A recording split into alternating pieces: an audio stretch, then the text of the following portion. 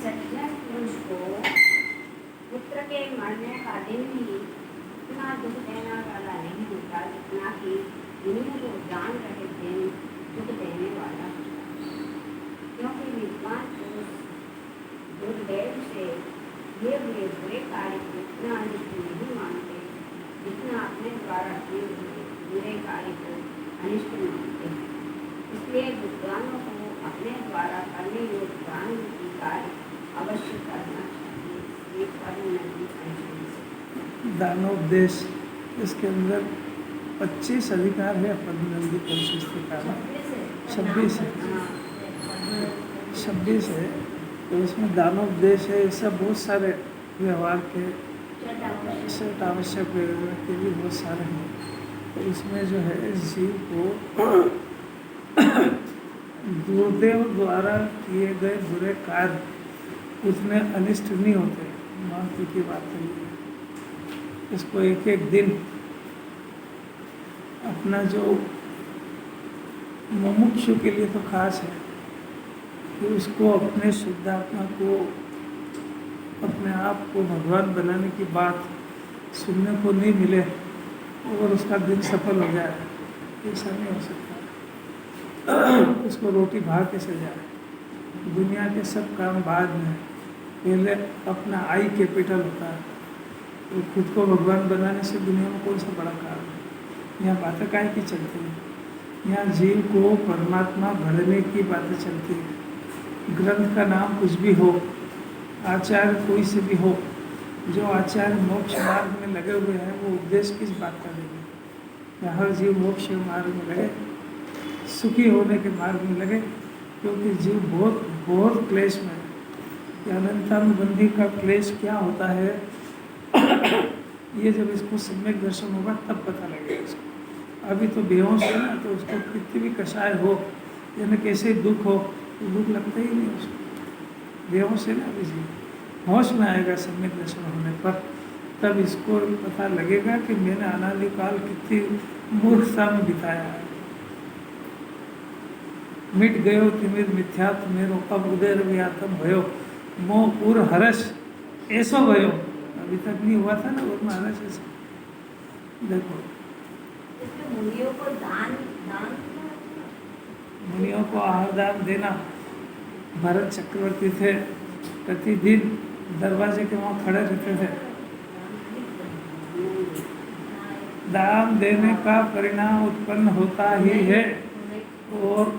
और श्रावक बने, जो सम्यक दर्शन प्राप्त हुआ, तो चाहे आहार देने का बाहर का योग बने या नहीं बने, प्रतिदिन ऐसी भावना होती है कि मेरे से ऊंचे गुण स्थान वाला कोई जीव मिल जाए और उसको आहार करा दे।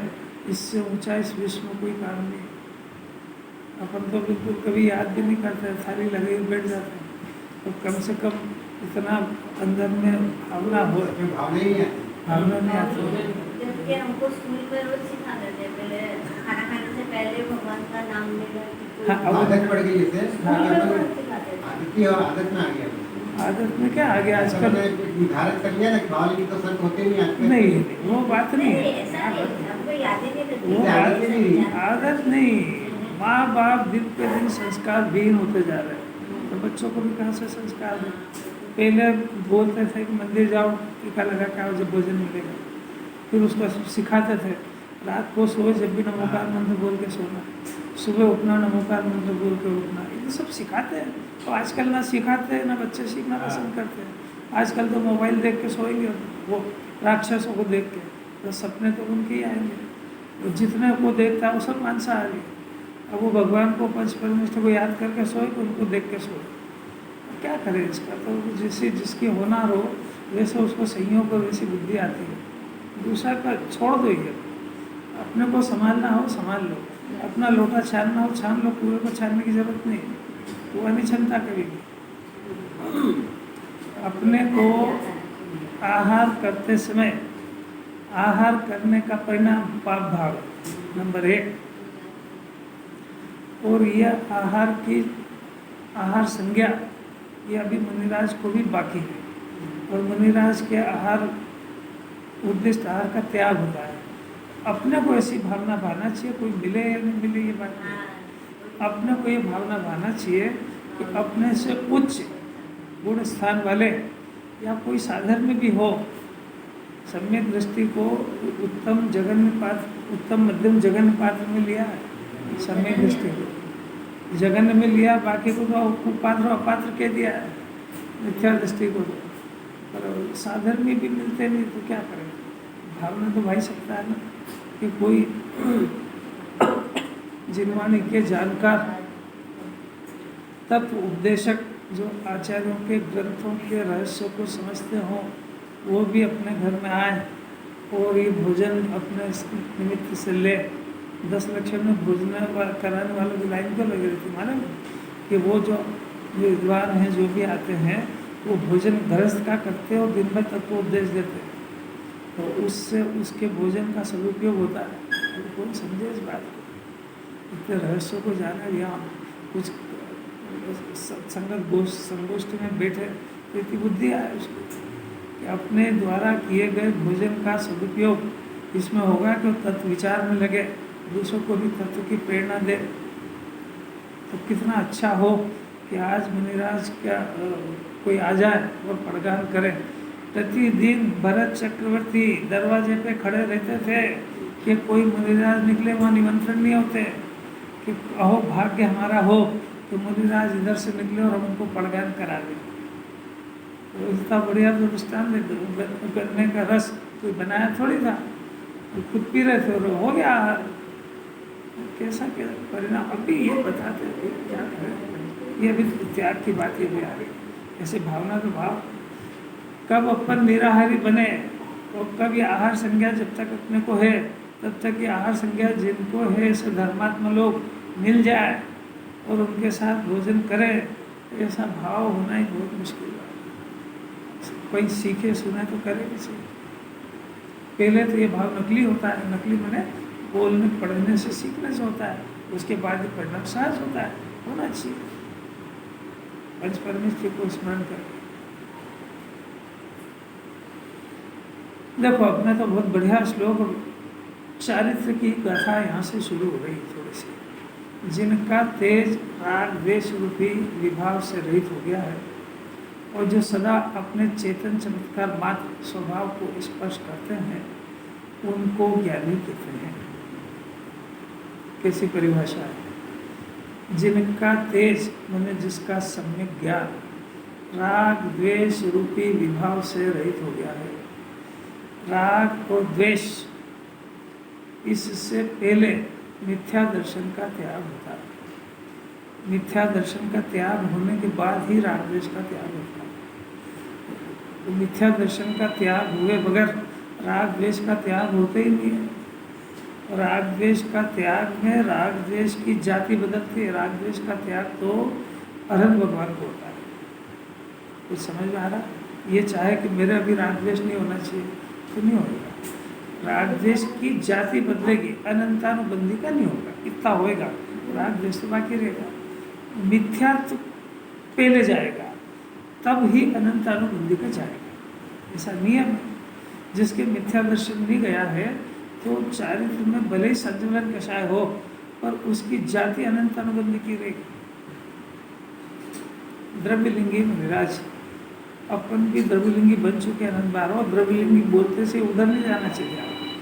अपना जो जीव है ये अनंत बार घर गृहस्थी छोड़ के जंगल जा चुका है, पर मिथ्यात्व और अनंतानुबंधी क्या है यही नहीं समझ पाया। क्या होती है मिथ्यात्व अनंतानुबंधी? दो द्रव्यों की एकत्र बुद्धि दो तत्वों की एकत्र बुद्धि निरंतर चलती है उसमें। यानी शरीर और आत्मा दो भिन्न, विचार ही स्टार्ट नहीं होता उसका। विचार तो स्टार्ट सम्यक सम्मुख का हो जाता है, तो सम्यक दृष्टि हो जाए तो फिर तो बात ही क्या है, चिंतन ही आत्मा से चलता है उसका। कुछ सीखने के एंगल से बैठना चाहिए यहाँ पे। कुछ यहाँ कुछ पढ़ाई वढ़ाई नहीं होती यहाँ पे तो जीव के परिणामों को ढाला जाता है।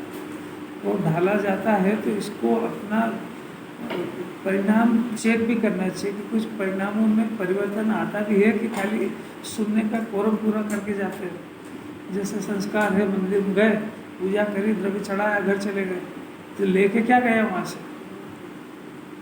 जैसा यहाँ भी आए तो कोई सुना के भेज दिया, क्या सुना? इसके परिणामों को जैसा भी कहा, तो इसको भोजन करने के पहले निराहारी आत्मा को याद करें। आहार का भाव पाप भाव है, ये परिणाम कब खत्म हो। धन्य और निराश को जिन्होंने इस आहार संज्ञा को जीत लिया है, ऐसी भावना तो आए तो किसी दिन आहार संज्ञा से जीत लेगा। अब इंतजार ही करे कब भोजन बने और खा के मजा आ जाए, वो आहार के ऊपर कब विजय प्राप्त करेगा। कुछ समझ में आ रही क्या बात है? उस आहार के अंदर अनंतों जीव, पहले अग्नि का एक जीव स्वाहा हो गए, अनंतों जीवों का होम हुआ है, उसके बाद तुम्हारी आहार संज्ञा की पूर्ति हुई है। उसमें आनंद की, प्रसन्नता की कौन सी बात है? प्रसन्नता की है कि दुख की है? अब ये कब विचार आया उसका? कभी ऐसा विचार ही नहीं आया उसका। भोजन किया, बहुत प्रसन्न हो गया, प्रसन्न काय से हुआ गया? ये आहार संज्ञा कोई मीठी तो है ही नहीं, मिट जाए और प्रसन्न हो तब भी ठीक है, शाम को फिर लगेगी। एक तो ये पोजिशन, और दूसरी बात है उधर अन्य जीवों की भी तो स्थिति देखो। घर वालों ने भी प्राण दे दिया उसके पीछे। आपको तो बनी बनाई थाली मिल गई है, तो जिन्होंने बनाया उनसे तो पूछो, रात भर से पहले से ही चिंता थी क्या बना खिलाएंगे इनको, और खा के फिर भी संतुष्ट नहीं होंगे, और उसके मन के ऊपर क्या बीत रही है उसका कोई दर्द नहीं। कई जीव मर गए उसका कोई दर्द नहीं। अग्नि का एक जीव जल गए, वायु का एक अग्नि, जल का एक, सब स्वाहा हो गए, और उसके बाद बनाने वाले ने भी इतना आत्मा का चिंतन और धर्म ध्यान छोड़ के आपके लिए इतना क्लेश किया, और उसको कोई समझ ही नहीं आती कि मैंने करा क्या है। कि समझ आती है? आज तक यही नहीं समझ पाया कि आहार संज्ञा बहुत बड़ा दोष है, तो सारे पापों की जड़ है, सारे पापों की। इतना सारा इकट्ठा कराए, बंगला बनाया, मकान, काय के लिए रखेंगे क्या इसको? मुनिराज ने आहार संज्ञा जीत ली तो सारा झगड़ा ही खलास। अब यार इसके अंदर मुनिराज की बात आती है, बहुत प्यारी बात है। देखो, जिनके राग द्वेष रूपी विभाव, इसमें आचार्य ने मिथ्यात्व नहीं लिया, परंतु समय सार मिथ्यात्व के स्टार्टिंग से ही चलता है, तो मिथ्यात्व पहले ले लेना। मिथ्या दर्शन विभाव है ये अभी, ये पंचम काल में मिथ्यात्व क्या होता है परिभाषा कोई कहने वाला नहीं है। राग द्वेष चिल्लाया करता है, तो राग द्वेष की जड़ में तो मिथ्या दर्शन है। अभी अभ्यास बताया ना कि शरीर को जीव मानना, शरीर की क्रिया से धर्म मानना, पुण्य भाव को उपादेय मानना, आत्मा को छोड़ के अन्य पदार्थों को अपना मानना, ये प्रवृत्ति है। राग द्वेष तो इसके पीछे पैदा होते हैं, जब ये कैसे छूटे? अब ये तो सब नास्ते से बताया, आत्मा को जाने वगैरह हो ही गए। अब कैसी अलौकिक बात, जिनका तेज राग द्वेष रूपी विभाग, तो राग द्वेष को भी विभाग हो जाता है। 25 तरह की कषाय में से कौन सी कषाय विभाग लगती है? लगती है कोई सी? खाना विभाग लगता है, खाने का परिणाम। घूमने फिरने का लगता है विभाग, मजा आता है तो छोड़ने का तो प्रश्न ही नहीं। छोड़ी वो चीज़ जाती है जो खराब लगती है। कोई समझ में आ रही है? जब वो खराब लगती ही नहीं है तो काहे को छोड़ेगा उसको? एक जी सामान्य परिभाषा है। क्या हुआ? कैसे लगे? जब किसी स्वभाववान को देखे तो लगे भी सही, भाई कोई स्वभाववान, इसको ये जीवाणी भेद ज्ञानी तो करा ही रही है। स्वभाव विभाग दो को पहचानो, पहले शरीर और आत्मा को पहचानो दो ही को। एक चेतन और एक जड़, ये स्वभाव विभाव को पहचानो। अभी चेतन जड़ को नहीं पहचाना, स्वभाव विभाव कैसे पहचान जाएगा? आपा और पर जानो। आपा मने आत्मा स्व है, बाकी सब पर है। अब कैसे जाने? हम जाने कैसे? कभी सुना ही नहीं ना, अभ्यास भी नहीं करता है। जिनवाणी तो दूसरों को सुनाता है, खुद को क्या सुनाता? कितनी जिंदगी हो गई अपना आपा पर भास में को, तो कुछ आपा पर भासने का कुछ अभ्यास करा क्या? कैसी बात है? शरीर जड़ है, ऐसे ही विचार नहीं आता कभी। बस मेरे को दर्द हो रहा है, मेरा हाथ पाँव दुख रही है, हो रहा हुआ। एक बार ये तो बोल दो शरीर के दुख रहे, मैं तो जान रहा हूँ। एक बार बोल के देख लो। जिनवाणी विचार करा रही है इसका, और ये विचार अभी इसलिए करा रहे हैं कि जब ये ज़्यादा तकलीफ में या असाधक उदय में घिरा जाएगा तो बहुत मुश्किल पड़ेगी। तो साता के उदय में अभ्यास कर सकता है, चाहे तो करे। अगर साता के उदय में अभ्यास कर लेगा तो असाता में घबराएगा नहीं। असाता का उदय नहीं आएगा ये नहीं कह रहे, नहीं आ रही बात समझ। देह नहीं छूटेगा ये नहीं कह रहे। देह छूटने से पहले देह को भिन्न जानने का अभ्यास कर ले, तो फिर देह का ज्ञाता रहेगा कि मैं तो पहले से ही जानता था कि शरीर छूटेगा और ये इसकी घटना है। उसे अनादि से इसी परंपरा चली आ रही है।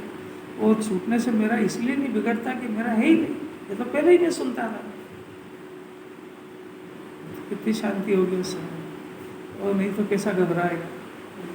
घबराया कि मरण बिगड़ा, और मरण बिगड़ा कि जन्म बिगड़ा, और बिगड़ा तो अनंत काल के लिए बिगड़ा, एक दिन की थोड़ी कहानी है। ऐसी बात है। जो शांति से जीता है वही देह शांति से छोड़ सकता है।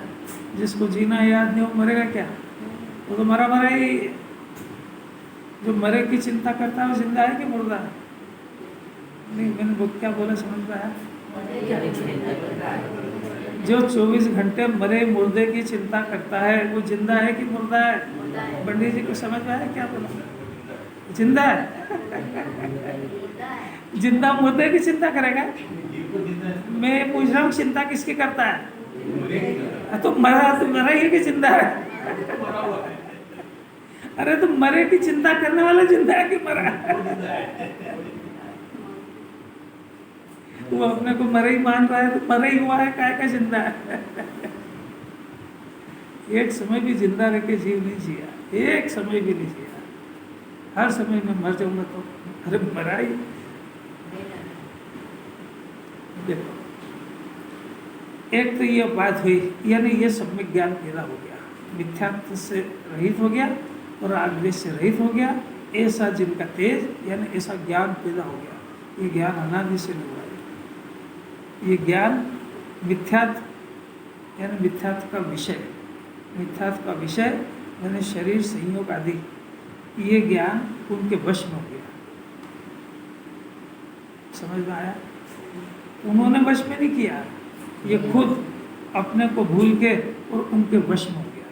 वशीभूत नहीं होता, ऐसा रात और दिन उनके बारे में सोचा करता है, संयोग के बारे में, शरीर के बारे में। और दूसरी बात है, राग और द्वेष का परिणाम होता है। इन्हें कुछ अच्छा लगता है, कुछ खराब लगता है, कुछ इष्ट लगता है, कुछ अनिष्ट लगता है। ये राग और द्वेष रूपी भूत लग गया इसको, यही समझिए। राग द्वेष रूपी तो भूत लग गया और संयोग होकर वश में हो गया। अब बताओ जीव की स्थिति कैसे सुखी हो गई? दो बीमारी याद हुई कैसे? तो राग द्वेष रूपी तो भूत लग गया चुड़ैल की तरह। वो इसको अंदर ही अंदर पोड़े मार मार के अच्छा बुरा सिखाया करता है। ये अच्छा, ये बुरा, ये खराब, ये दिन भर वही करा करता है। मैंने उसने अपने ज्ञान पे खड़े होकर के ज्ञान के आश्रय से कोई डिसीजन ही नहीं लिया कि मैं ज्ञान हूँ पूरी जगत गे। वो गे में कोई इष्ट और अनिष्ट अच्छा बुरा होते ही नहीं। अगर ये मंत्र याद आ जाए तो भूत उतर जाएगा, भाग जाएगा। अब भूत लगा हो, उससे बचने का प्रयत्न करता हो तो ढूंढेगा तो जिनवाणी कहेगी ये तो कुछ लगा नहीं। दूसरी बात है कि संयोग को स्वरूप में विचार कर रहा है, बुद्धि खराब हो गई।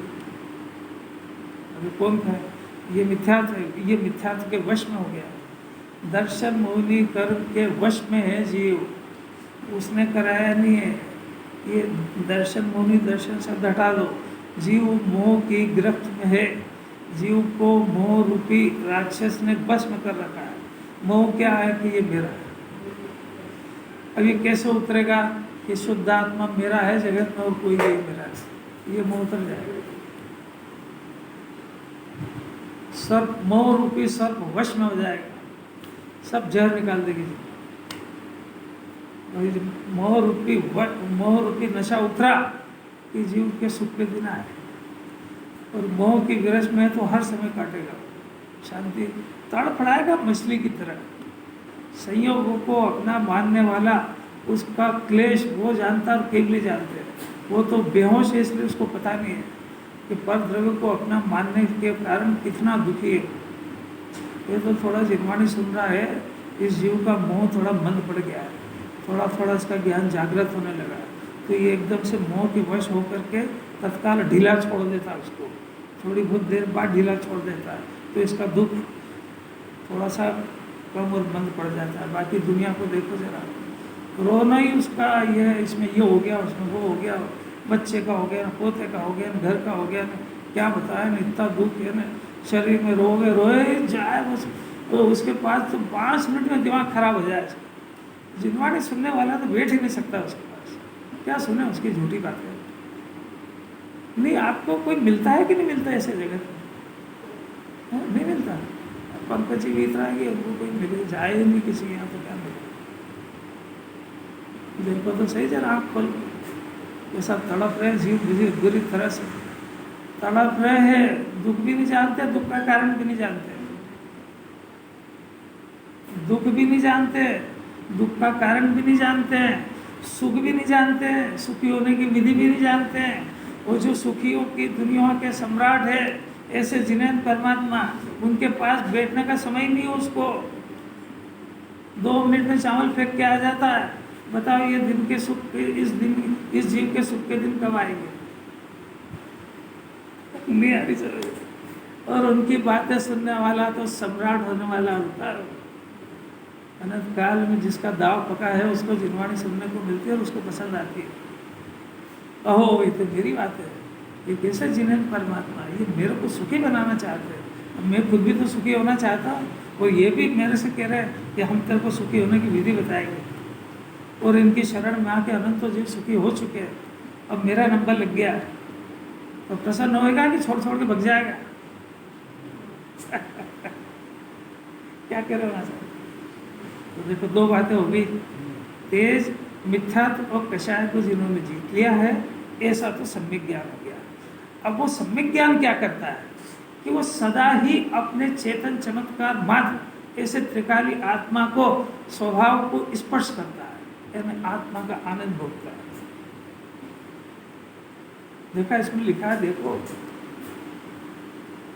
अब जरा मिथ्या ज्ञान की पोजीशन देख लो कि मिथ्या ज्ञान निरंतर राग द्वेष रूपी विभाव में डूबता है, पर द्रव्य को अपना मान के क्लेशित होता है, और अपने चेतन चमत्कार स्वभाव को स्पर्श करने के बजाय कषायों को स्पर्श करता है, धन को संभालता है। ज्ञान काम तो करेगा, या तो स्वभाव को स्पर्श करेगा या उस संयोग को पकड़ेगा, खाली तो रहेगा नहीं। ऐसा समझ में आया? अब आपको ये समझना है कि अपने ज्ञान को देखना है कि वो करता क्या है। ज्ञानी निरंतर अपने स्वभाव को स्पर्श करते हैं, श्रद्धा में तो छोड़ते ही नहीं है, श्रद्धा में तो कब्जे कर लिया उसके ऊपर। त्रिकाल स्वभाव ये मैं हो, बस स्पर्श हो गया उसको। अब वो शुद्धोपयोग भले छूट जाए, शुद्ध परिणति कभी नहीं छूटती है। श्रद्धा में अपना आत्मा सर्वोपरि है, ऐसा रात की गहरी नींद में भी रहता है। समझ में आया? अब बुद्धिपूर्वक जब नींद में पड़ा तब की बात कर रहे हैं, बुद्धिपूर्वक तो छूटते ही कैसे है, तब भी उसमें खुमारी रहती है। मैं पत्नी हूँ, मैं पति हूँ, मैं डॉक्टर हूँ, मैं इंजीनियर हूँ, ऐसा कब भूलता है वो? तो सपने में भी पेशेंट देखता है वो, जो डॉक्टर हो। व्यापारी सपने में व्यापार करता है, क्योंकि उसके प्री सब्जेक्ट को कैसे भूल जाएगा? सर ज्ञानी का प्री सब्जेक्ट शुद्ध आत्मा का कैसे भूल जाएगा उसको? शुद्ध पढ़ने के लिए उपयोग रूपी रहती है। देखो अभी लेते हैं इस बात को, शुद्ध परिणति और शुद्धोपयोग। शुद्ध परिणति वो लब्ध रूप में पड़ी रहती है और उपयोग उपयोगात्मक रहता है। जैसे अभी अपने को 2-3 भाषाओं का ज्ञान है, गुजराती का भी है, हिंदी का भी है, अंग्रेजी का भी है, तो उपयोग में तो एक समय में एक ही आएगी, 2 लब्ध रूप में पड़ी रहेगी, क्योंकि एक साथ तीनों का उपयोग कर ही नहीं सकता। आया समझ? ऐसा जो शुद्ध परिणति वो लब्ध रूप में पड़ी रहती है और उपयोग वर्तन रूप में रहता है। तो वो लब्ध रूप में पड़ी है तो वो कोई बोली थोड़ी जाती, बोले तो उपयोगात्मक हो जाए, पर वो अगर लब्ध रूप में भी नहीं होता क्या नहीं हो जाए? अभी जैसे अभी अपन घर से तो यहाँ बैठे, पर लब्ध रूप में घर मेरा है और पत्नी मेरी, बच्चे वहाँ पे क्या कर रहे हैं, ये पढ़ा है कि नहीं पढ़ा है, और उसका बंधन भी हो रहा है। क्या जनरेशन है ये, मामूली बात थोड़ी। जैसे ये अभी भगवान की पूजा कर रहा है, जिनवाणी सुन रहा है, तो क्या मिथ्यात्व का बंधन नहीं हो रहा है इसको? तो हो रहा है तो कैसे हो रहा है? पढ़ाई से भी हो रहा है ना, तो इसके लब्ध रूप में पढ़ा हुआ है। उपयोगात्मा को लब्ध सब समझना चाहिए जिनवाणी। ये तो एक वर्तमान परिणाम के भरोसे ही रहता है। और मैं कहाँ पाप कर रहा हूँ, मैं पूजा में लगा हूँ। अरे भाई केवली का मार्ग लब्ध रूप में पड़ा रहता है, उसको कहते हैं श्रद्धा। श्रद्धा में लब्ध रूप से पड़ा है। अभी भी ये उपयोग में पत्नी का, बच्चे का, जिनवाणी का विचार कर रहा है, लब्ध रूप से मैं शरीर हूँ ऐसा पड़ा हुआ है, ये नहीं पकड़ पा रहा। ये नहीं पकड़ पा रहा, उसी का नाम मिथ्यात्व। नहीं तो मिथ्यात्व का नाश हो जाए। अगर अभी लब्ध रूप में शरीर में हूँ और धन मेरा है ऐसा नहीं माने, तो अभी हाल सम्यक दर्शन होना चाहिए, मिथ्यात्व का बंधन बंद हो जाना चाहिए। कोई समझ में आ रहा है क्या? ये तो संगी पंचेंद्री सुन रहा है, जिनवाणी तो 3 लोक के जीवों में लागू होती है। निगोद का जीव तो जानते ही नहीं कि शरीर में हूँ, बोलना भी नहीं जानता है, पर शरीर में हूँ ऐसा भाव पड़ा है कि नहीं उसके अंदर में। वो बुद्धिपूर्वक अबुद्धिपूर्वक उससे कुछ नहीं समझता है।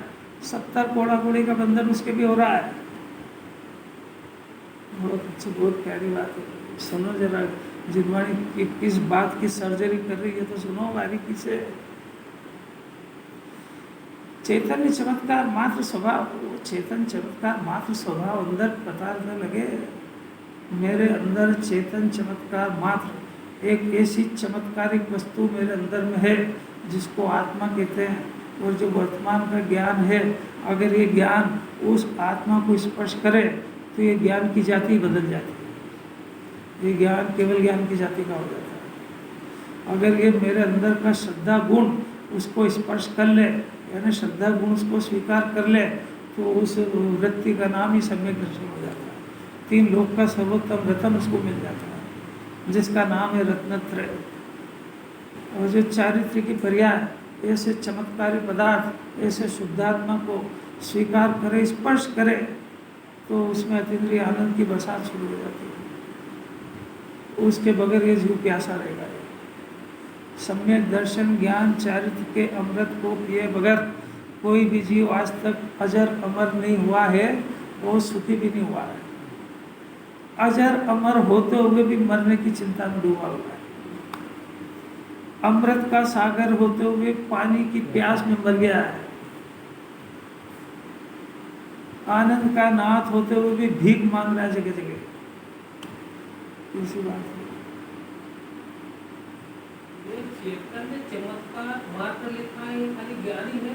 3 त्रिकाल आत्मा, त्रिकाल मात्र तो आया, त्रिकाल ये ज्ञानी तो समझता है।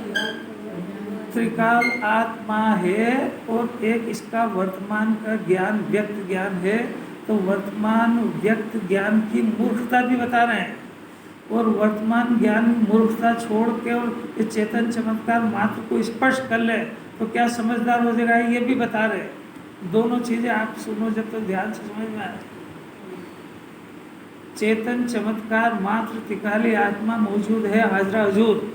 जैसा सिद्धालय में शिव भगवान विराजमान है, वैसा का वैसे ही हर जीव अपना कोई ठेका नहीं, निगोद का जीव भी वैसे ही है। आइए एक बात समझ में आई। अब उसका वर्तमान का व्यक्त ज्ञान ये औंधे ढाले भी तो कर रहा है। तो ये जो औंधा ढाला कर रहा है कि विपरीत ज्ञान, विपरीत ज्ञान का नाम अज्ञान कहो, मिथ्या ज्ञान कहो, वो सभी की बात। मिथ्या माने झूठा, जो बोले सब झूठा है। आप बोलो जो बोलना बोलो, मैं रोटी खाता हूँ, झूठा है। मैं पुरुष बन गया हूँ, झूठा है। मैं सुखी हो गया हूँ, झूठा है। मैं दुखी हो गया हूँ, जो बोलेगा सब झूठा है। क्योंकि वो वस्तु स्वरूप को छोड़ के बोल रहा है। सम्यक ज्ञान जो बोलेगा सब सच्चा है। ये किसी अलग की बात क्यों? क्योंकि सत्य स्वभाव के आश्रय से बोलता है और ये संयोग से बोलता है। क्या समझ में आ रही कि नहीं आ रही? मिथ्या ज्ञान जो विचार करे सब झूठा है, क्योंकि वो संयोग को मुख्य करके विचार करता है। सम्यक ज्ञान जो विचार करे सब सच्चा है, क्यों? क्योंकि स्वभाव को ऊर्ध्व करके विचार करता है। इतनी अलौकिक बात है। सम्यक ज्ञान किसको कहते हैं? सम्यक ज्ञान जिन्हें भगवान के सामने कहे कि हे प्रभु मैं बहुत दुखी हूँ, तो सम्यक ज्ञान है। तो ये कहे कि मैं बहुत दुखी हूँ, तो कहते जा अभी तेरा घर दुखी रहेगा। तो क्या आश्चर्यजनक बात है। यह आश्चर्यजनक है कि वहाँ वो पर्याय को मुख्य करके बोलता है कि मैं बहुत बहुत दुखी हूँ, आप अनंत सुखी देव। और ये वो द्रव्य में अपने को सुख का भंडार जानता है, और ये तो अपने को दुखी ही जानता है। इसकी डिक्शनरी में सुख नाम की चीज़ है ही नहीं। तो ये जो दुखी बोल रहा है तो भगवान से सुख की अपेक्षा रख के बोलता है। कोई समझ में आ रही क्या आ रही बात? जो समझने का प्रयत्न करेगा उसको आएगी। कैसी अलग की बात। चेतन चमत्कार मात्र स्वभाव को स्पर्श करने वाला, एक समय भी वो चाहे जिस संयोग में हो, स्त्री हो, 8 वर्ष का बालक हो, पुरुष हो, देव हो, तिरंज हो, नारकी हो, शेर की पर्याय में वो अपने स्वभाव को स्पर्श कर चुका, हाथी की पर्याय में अपने स्वभाव को स्पर्श कर चुका।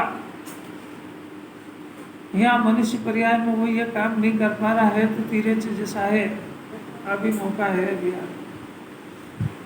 संगी पंचेंद्री उसको कहते हैं जिसको जिन मंदिर में घुसने के बाद जिन्हें भगवान की बातें, जिन्हें परमात्मा बनने की विधि सुनने में मिल रही है और समझ में आ रही है, उसको संगी पंचेंद्री बना कहते हैं। और कोई संगी पंचेंद्री हो करके भी न तो उसके कान में ये बात पड़ रही है, न वो सुन रहा है और न समझ पा रहा है, तो वो संगी हो करके भी असंगी है। असंगी है का अर्थ बहुत जल्दी असंगी में कन्वर्ट हो जाएगा, क्योंकि इससे ऊंची कोई जगह नहीं है जहाँ वो संगी पंचेंद्री पने का उपभोग कर लेता और अपने संगी पंचेंद्री पना को शोभायमान करके परमात्मा बन जाता। तो वो जो अवसर मिला था उसका जिसने सदुपयोग नहीं करा, उसके लिए अवसर मिलना और नहीं मिलना में दो में क्या अंतर है? क्या आई कि नहीं यही बात सुनी? घर में दाग काजू बादाम के बोरे के बोरे भरे, बनाने वाले नौकर चाकर मजाक कर रहे हैं, वो ये खाता ही नहीं। तो पुण्य का उधर वो बना के खाने वालों का है किसका?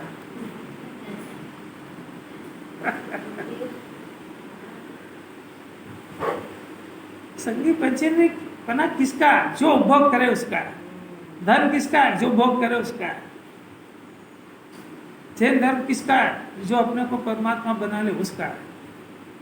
तो उस कुल में पैदा होकर ठेकान नहीं है उसका।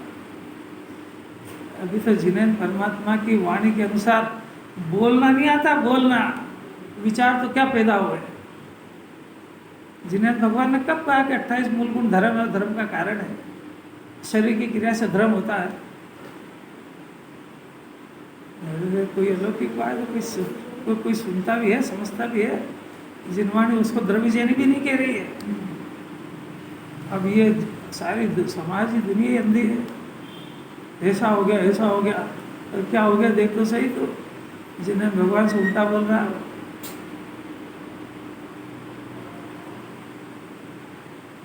क्या करे राधे?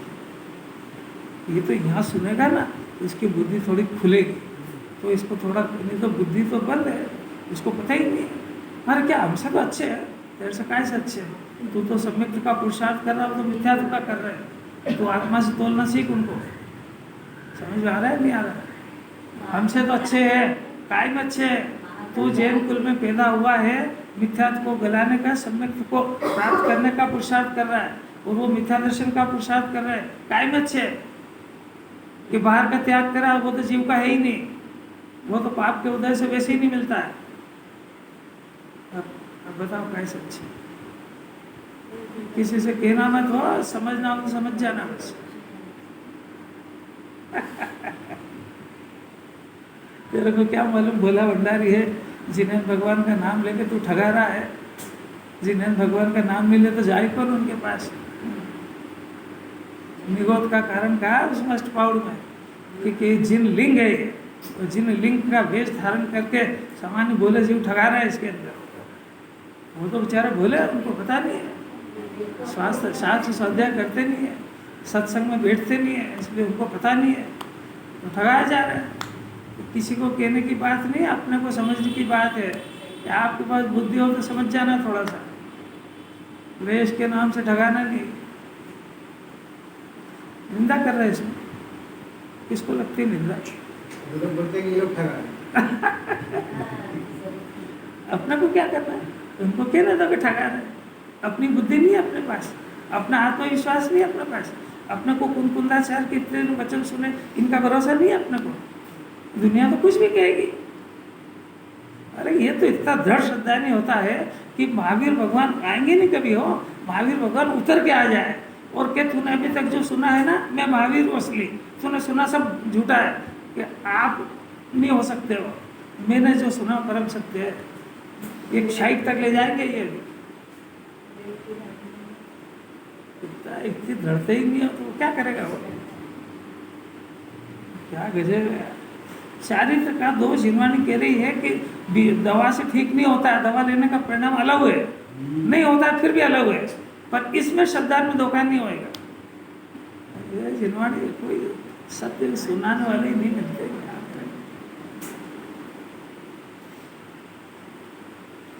अब दूसरी बात, अब यहाँ से त्याग की बात शुरू हो रही है, जो भूतकाल के एक बार, भविष्य काल के समस्त कर्मों से रहित है और वर्तमान काल के कर्म उदय से भिन्न है।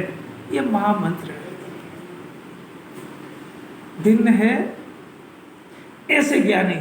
ज्ञानी की परिभाषा, दो परिभाषा बताई। एक तो मिथ्यात्व विभाव से रहित है, चेतन चमत्कार को स्पर्श करते हैं। अब भूतकाल, भविष्यकाल और वर्तमान काल के कर्म के उदय से भिन्न है। अभी मैंने बड़ा बताया ही कहा, बताता रहा हूँ, तीनों ही बता रहा हूँ, वर्तमान, भूत, भविष्य, तीनों ही बताते रहे। बुजुर्ग आदमी देखे तो बुजुर्ग आदमी के पास बैठो तो वो अपना पुराना इतिहास सुनाएगा। हमने जितना घी पिया तुम पानी भी नहीं पी सकते, हमने ऐसा करा, हमने ऐसा करा, हमने ऐसा करा। मैंने वो भूतकाल में जीता है, समझ में आया? वो भूतकाल के परिणाम और भूतकाल का जो उसके कर्म का उदय आया था, तो वो अपने वर्तमान ज्ञान का उपयोग भूतकाल में करता है। तो वर्तमान ज्ञान का उपयोग भूतकाल के कर्म के परिणाम और कर्म के उदय में कर रहा है, तो वर्तमान सुधर रहा है कि खराब हो रहा है? नहीं आ रहा है समझ में? नहीं आएगा ही नहीं समझ में, समझने ही नहीं क्या चाहते। जो वर्तमान का परिणाम है वो आत्मा में लगाना था तो स्टोरी में लगा रहा है। वर्तमान में जीना याद नहीं है उसको, वर्तमान उसका पूर्व की बातें याद करके, चाहे सुख की चाहे दुख की, वर्तमान उसका खराब हो रहा है। और जिसका वर्तमान खराब हो रहा है उसका भविष्य गारंटी से खराब होएगा, क्योंकि वर्तमान का चांस छोड़ चुका है वो। क्योंकि भूत का उसको इतनी बुद्धि नहीं आ रही है, आपको बहुत बुद्धि है इसलिए आपकी बात ही नहीं है। उसको इतनी बुद्धि नहीं आ रही है कि जो परिस्थिति नष्ट हो चुकी है, जिसमें कुछ नहीं कर सकते, उसको याद करके वर्तमान को खराब करना। उसमें कुछ करने की तो कोई गुंजाइश है ही नहीं। ये वर्तमान का उपयोग जो परमात्मा बनने के लिए मिला था वो उस रोने में लगा दिया उसने। और अभी तो क्या, मान लो कि उसको जाति स्मरण ज्ञान हो जाए और 150 भव का पुराना याद आ जाए, तब क्या करेगा वो?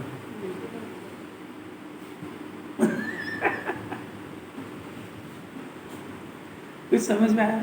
जिनवाणी वर्तमान में जगा रही है। अब दूसरी मूर्खता कि अब किसी बालक के पास जाओ, यंग पर्सन के पास जो 10-20 साल का है, अब उसके पास भविष्य की योजनाएं सुनो, मैं ऐसा बनूंगा, मैं ऐसा बनूंगा, मैं फिर ये करूंगा, फिर वो करूंगा, फिर यहाँ ब्याह करूंगा, फिर वो काम करूंगा।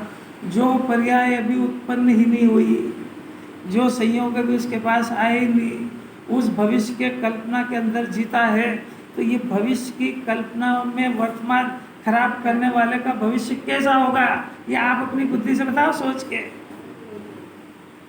क्यों? क्या होता? अच्छा ही तो सोच रहा है बेचारा। वो वर्तमान में कोई बुरी बात सोच रहा है क्या? नहीं सोच रहा। हाँ, कि जो अभी कल्पना लोक में जी रहा है, जो पर्याय अभी उत्पन्न हुई नहीं, उसके सपने देख रहा है, तो वर्तमान में जो इसका आत्मा का ज्ञान ध्यान करना था, इसके पास वर्तमान का जो उपयोग है, सुनना जरा ध्यान से, वर्तमान का जो उपयोग है वो इस जीव की पूंजी है, जिसको क्षयक्षम ज्ञान कहते हैं। वो जो क्षयक्षम ज्ञान है, इसके त्रिकाली आत्मा की पूंजी है, और उस पूंजी का उपयोग इसको शुद्ध आत्मा को समझने में लगाना था। इसलिए इसको ये मनुष्य पर्याय मिली थी कि इसकी वर्तमान पूंजी का यदि ये सदुपयोग करेगा तो इसका फल अच्छा आएगा। अब यदि ये वर्तमान की पूंजी जो इसके पास है, तो अविवेक के कारण जो पूर्व काल बीत चुका है या तो उसमें लगाता है, या जो भविष्य आया नहीं है उसमें लगाता है, तो ये वर्तमान का जो इसको सदुपयोग करना था वो तो इसने बर्बाद कर दिया, क्योंकि वो जो पर्याय व्यय हो गई है उसमें कोई करने की गुंजाइश है नहीं, और जो आई है नहीं उसमें तू क्या करेगा, अभी आई है ही नहीं, और तेरी इच्छा से आएगी नहीं, ये बात तेरे को समझ में आ नहीं रही है। क्योंकि जो संयोग आने वाले हैं वो तो कर्म के उदय के अधीन है, तो वो तो कर्म का जैसा उदय होगा वैसे आएंगे, और उस समय में जो तेरा परिणाम होगा वो परिणाम भी तेरे अभी हाथ की बात तो है ही नहीं, तेरा वो उदय वो परिणाम तेरा बदल भी सकता है। तो आज इस संयोग को अपना मान रहा है, कल उस संयोग को वापस अपना मानने का कोई जरूरत थोड़ी है। ब्याह करने के परिणाम तक तेरे को वैराग हो जाए, जंगल चला जाए, तो अभी काय को पाप कर रहा है? नहीं आ रहा कि समझ आ ही रही कि नहीं आ रही? ये वर्तमान का दुरुपयोग कर रहा है, समझ नहीं आ रही इसको, कोई बात नहीं आ रही क्या समझ? अतीत काल, वर्तमान काल और भविष्य काल, तीनों में जीवन किस में, वर्तमान में कि भूत भविष्य में? तो अब ये वर्तमान तो इसने बिगाड़ दिया। वर्तमान का काम सिर्फ इतना था कि वर्तमान की पूंजी को बर्बाद नहीं करे, ये वर्तमान की पूंजी का सदुपयोग करे। ये सदुपयोग क्या होता है कि वर्तमान की पूंजी शुद्ध स्वभाव को स्वीकार करे, तो ये इस वर्तमान की पूंजी का सदुपयोग है, क्योंकि वो शुद्धता का जन्म करेगी, और जिसको इसने विषय बनाया वो विषय दुनिया में है ही नहीं, ना भूतकाल का है और ना भविष्य काल का है, तो वो पूंजी बर्बाद हुई। कितना सरल है जैन दर्शन। कितने जीव वर्तमान में जीते हैं। अब आचार्य हैं दूसरी बात करें कि वर्तमान का उपयोग आत्मा से भिन्न है, संयोग से भिन्न है। नहीं आगे समझ हो गया टाइम दे। अरे मस्तों की मस्त भरी बातें, परमात्मा बनाने की बातें किसको सुनने को मिलती है। तरस जाए ना, एक शब्द भी नहीं मिलेगा, और पैसे दे के तो ला नहीं सकते, और पैसे से लाएगा विद्वान सही बोल नहीं सकता कोई। कैसी बात है। वर्तमान में जीवन जीने की कला सिखा रही जिन्होंने। देखो व्यापारी होता है ना, व्यापारी है, तो व्यापारी के पास दो तरह की कैपिटल होती है, एक स्थायी पूंजी होती है और एक वर्किंग कैपिटल होती है। समझ में आया? एक स्थायी पूंजी होती है उसके पास 25 लाख 50 लाख 1 करोड़ स्थायी कैपिटल होती है, और एक वर्तमान कैपिटल होती है। तो वर्तमान कैपिटल जो होती है वो बिजनेस में लगा करके उसको कमाता है, तो वही कमाई का कारण है, वर्तमान की कैपिटल। अब उसने यदि उस वर्तमान कैपिटल का सही उपयोग करा बुद्धि लगा करके, तो वो कमा के धन इकट्ठा कर लेगी। और वो अगर जरा सा गलत डिसीजन हो गया, कोई बाजार का भाव पता करे बगैर कोई महंगी चीज़ स्टॉक कर ली और वो कैपिटल उसमें लग गई और फिर पता लगा कि तो गलत हो गया, तो वर्तमान कैपिटल गई। समझ में आ रही बात? व्यापारी सब समझता है। इसके पास दो पूंजी है, एक त्रिकाल पूंजी है और एक वर्तमान की पूंजी है। समझ में आया? एक स्थायी कैपिटल है, एक वर्किंग कैपिटल है। अब वर्किंग कैपिटल का यदि इसने सही उपयोग करा तो स्थायी कैपिटल भी बढ़ जाएगी। और अगर वर्तमान की कैपिटल का इसने सदुपयोग करने में चूक हो गई, वो चूक आज तक होती आ रही है। आज मौका है इसको कि वर्तमान की कैपिटल ही वो उस स्थायी कैपिटल को बढ़ाएगी। व्यापार में तो सब पाप होने के उदयाधीन है, पर यहाँ स्थायी कैपिटल कभी नाश नहीं होगी। और वर्तमान कैपिटल यदि बिगड़ गई तो इसका अनंत काल बिगड़ जाएगा। अब दृष्टांत से समझ में आ जाए तो अच्छी बात है। अब वो वर्तमान की कैपिटल को कहाँ लगाना, किस समझदारी से लगाना उसको, और वो समझदारी अपने पास नहीं हो तो आचार्यों से पूछ ले कि उसका अगर सदुपयोग हो सकता है तो वो अंदर की कैपिटल का जो ज्ञान दर्शन सुख भरा है वो अनंत पैदा कर देगी अगर उसका सदुपयोग करा तो उसी का नाम जिन मंदिर। जिन मंदिर कहते ही उसको है जहाँ इस जीव को जिन्हें भगवान बनने की विधि सिखाई जाती है। बाकी जिन मंदिर में और कुछ नहीं धरा। शास्त्र कहते ही उसको है जो इसको परमात्मा बनने की विधि और परमात्मा स्वरूप को दिखाए। और मोक्ष भी उसी को कहते हैं जो इससे हल्की बात सुनना पसंद नहीं करे। और क्या करना उसको सुन के? तो ऐसे देव और भक्ति से प्रसन्न होते ही नहीं, क्या करे वहाँ भक्ति सीख के?